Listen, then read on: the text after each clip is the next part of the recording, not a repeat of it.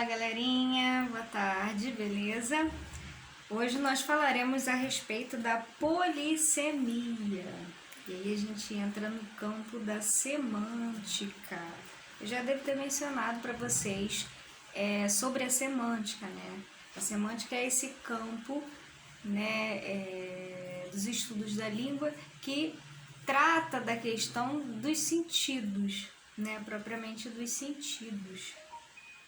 É uma parte, né, da nossa gramática que estuda os aspectos relacionados ao sentido das palavras e dos enunciados. E isso tem muito a ver com o que a gente vai falar, que é a polissemia.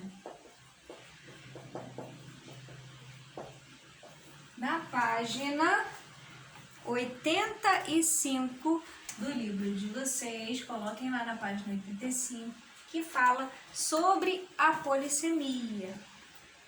Então a gente tem lá, né, quando a gente tem um texto aí retirado, é um vocábulo, né, a gente tem um verbete,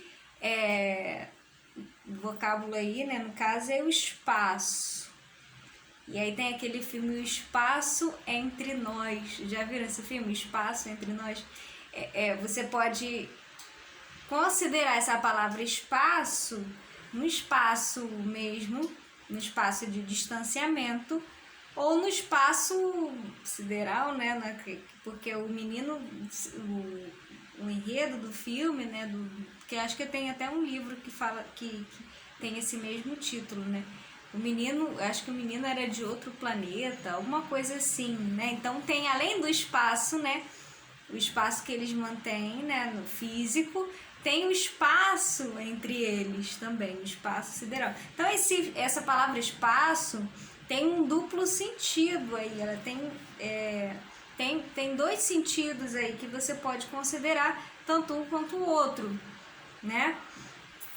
E o que vai depender aí, né, o sentido vai ser o próprio contexto, né, do texto.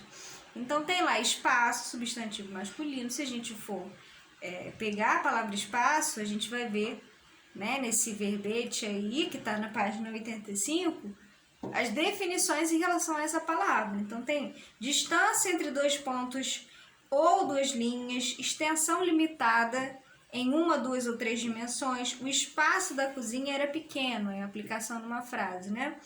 Aí você tem extensão que compreende o sistema solar, olha só, o espaço entre nós, as galáxias, né? As estrelas, o universo, período ou intervalo de tempo, aspecto aéreo.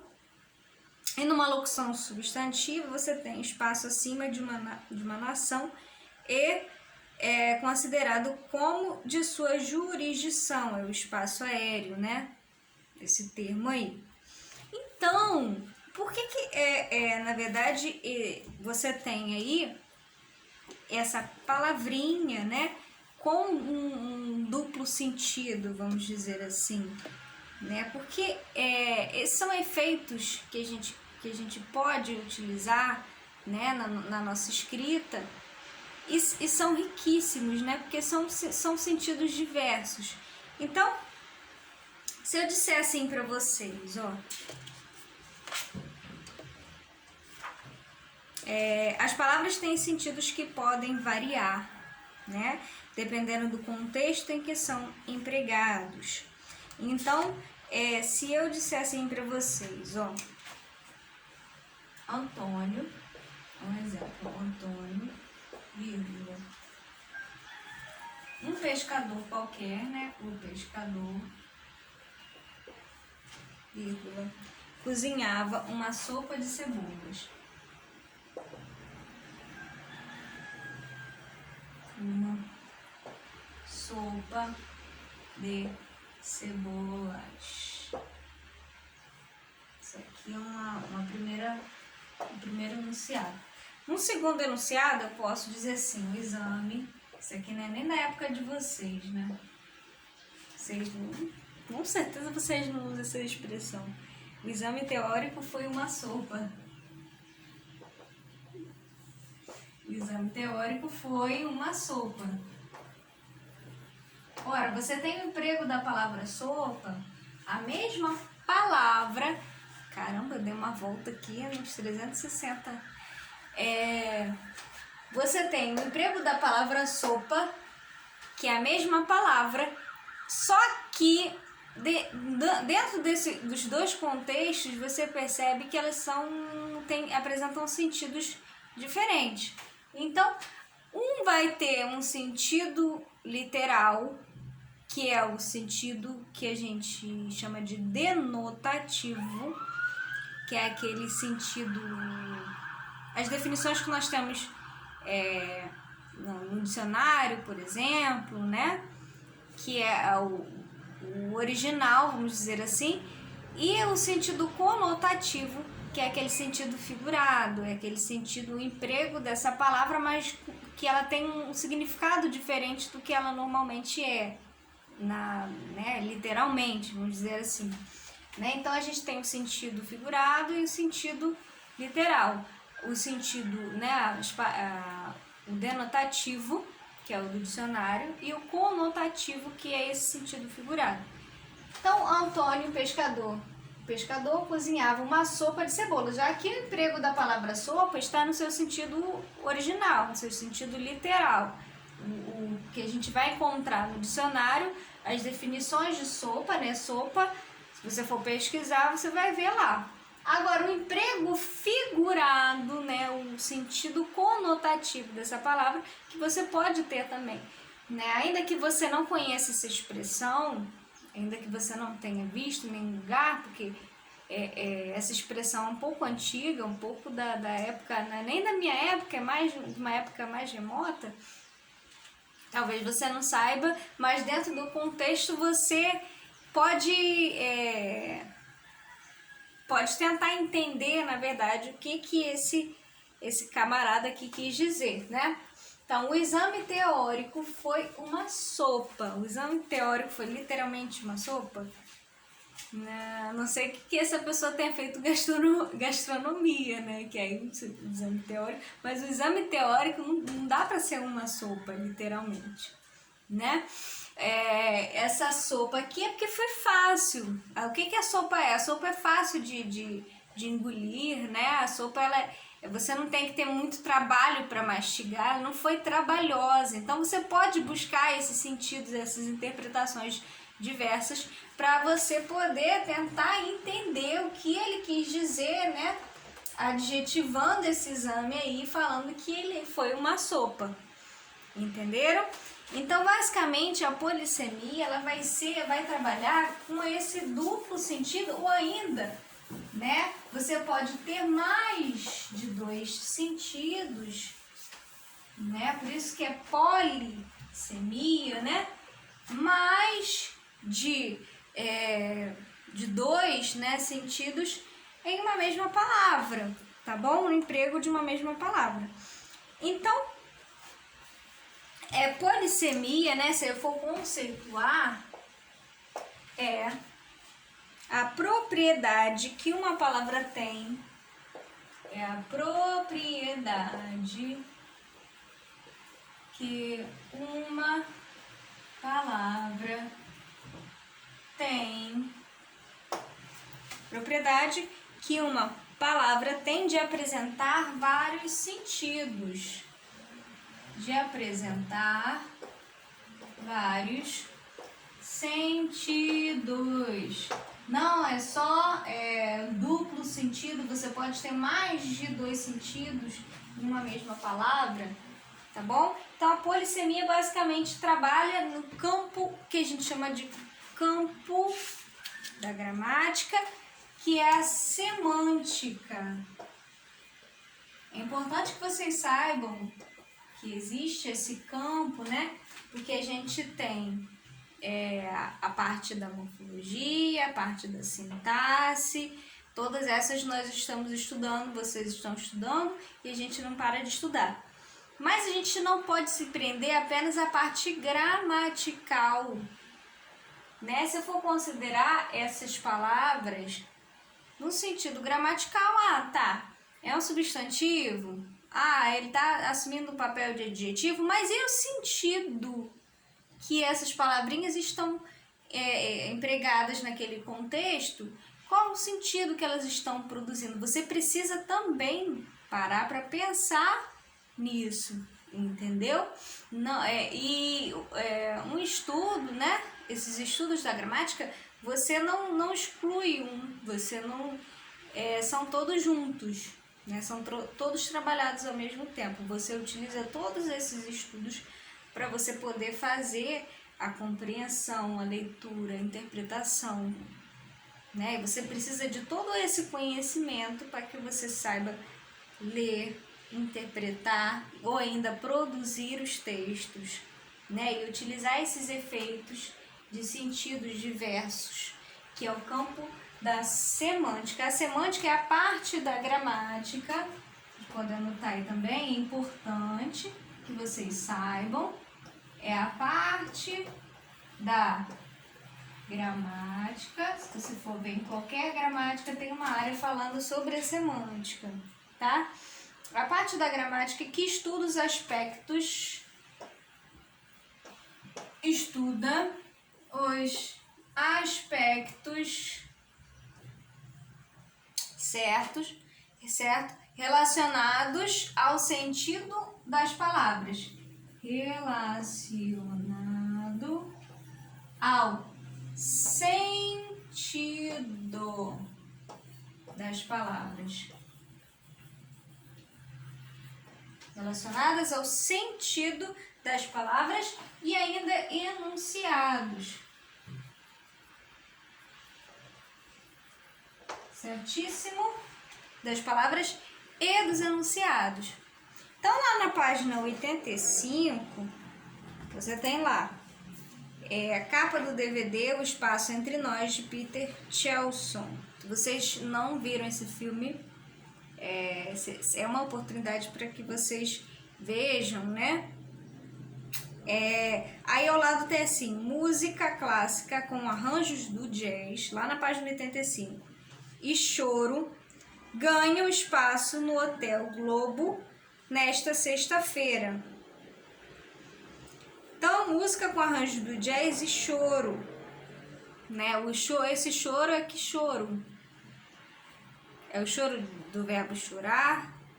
Você tem o choro do verbo chorar e tem o choro do estilo musical. Estão vendo que ele está acompanhado do estilo, do gênero jazz, né? Jazz vocês já conhecem.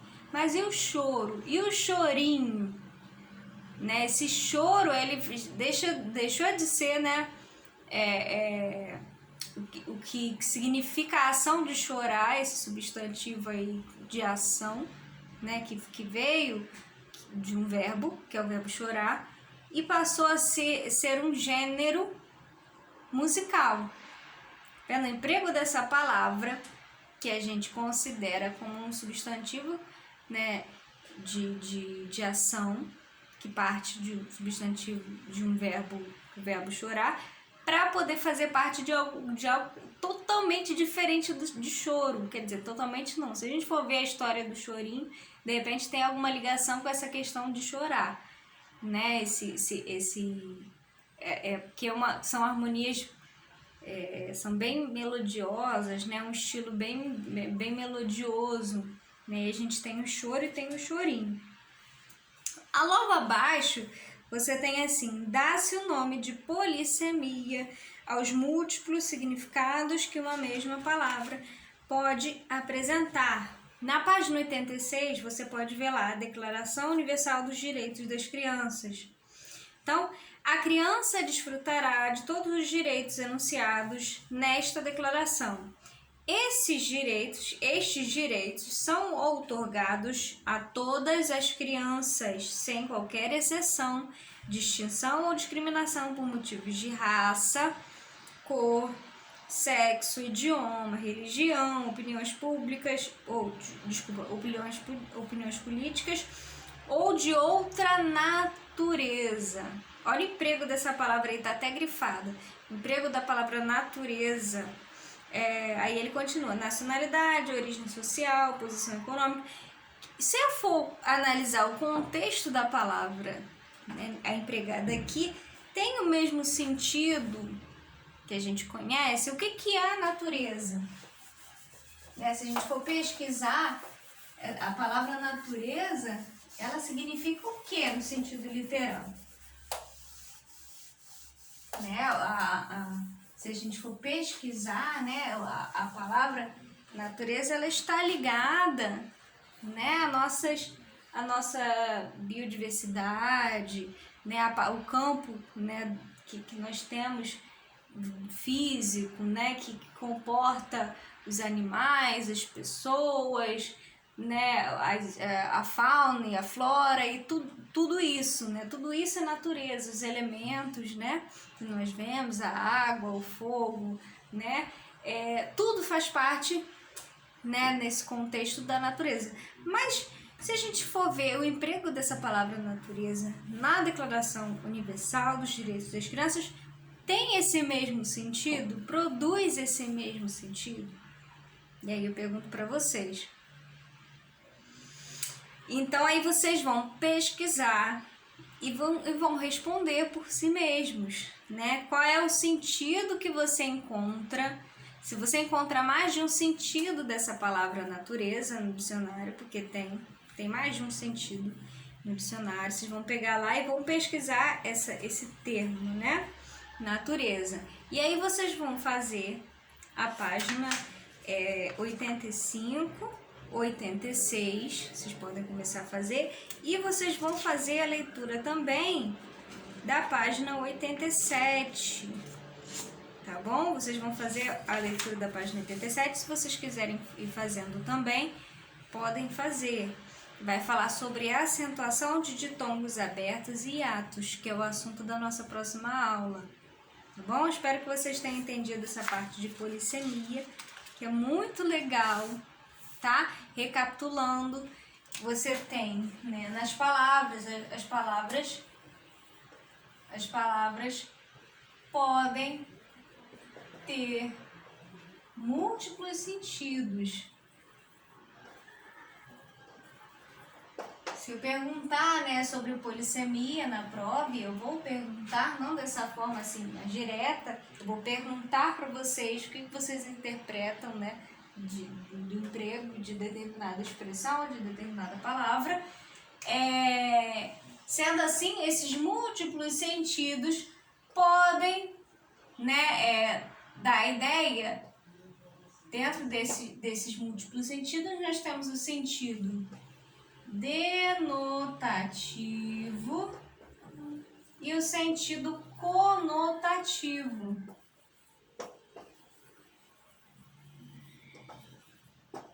O denotativo é só vocês lembrarem do D do dicionário, né? Aquele proposto pelo dicionário. É o literal. Não fala-se literalmente alguma coisa, é o sentido literal. É igual que eu falei para vocês uma vez da poesia do Carlos Drummond, que ele fala, tem uma pedra no meio do caminho tinha uma pedra. Lembra que eu falei isso numa aula para vocês? Essa pedra, ela pode ser uma pedra, literalmente, pode ser aquela pedra, elemento. Sim, pode ser que no meio do caminho havia realmente uma pedra. A gente nunca vai saber, né? Até porque o Carlos Drummond já morreu há muito tempo, então não dá para saber mais se ele estava falando de uma pedra literal ou de uma pedra que pode representar um sentido figurado, um sentido conotativo, que é um problema, uma situação ali que estava travancando o caminho. Eu já estou citando outro autor, né? Eu estou citando Mário Quintana, deles Passarão e o Passarinho. E aí você tem um sentido cono, você pode ter, já que é um poema, né? Você pode ter essa polissemia, que normalmente você tem essa polissemia, mas nos textos literários, que você tem essa liberdade de expressão, liberdade de subjetividade, né? Imagine você colocar um duplo sentido numa notícia. Você pode até brincar, né? Numa situação, numa notícia, como Meia Hora faz, né? O Meia Hora brinca muito com essa questão do duplo sentido das palavras, da polissemia. mas acontece que você tem que dar aquela objetividade no texto da notícia, né? Então você não pode pender para esse lado aqui do duplo sentido, senão cada um vai interpretar da sua maneira, cada um vai interpretar da sua forma. E os textos objetivos, eles são objetivos, eles não são subjetivos, eles não são pessoais, cada um interpreta de uma forma. Então, por isso que você tem aí o sentido conotativo mais nos textos literários do que os textos não literários, né? O sentido conotativo, por sua vez, é aquele sentido figurado, o emprego dessas palavras não de acordo com a definição original que elas apresentam, né? A gente fala que é o sentido figurado, certinho? Então, beijos, tchau, tchau, até a próxima.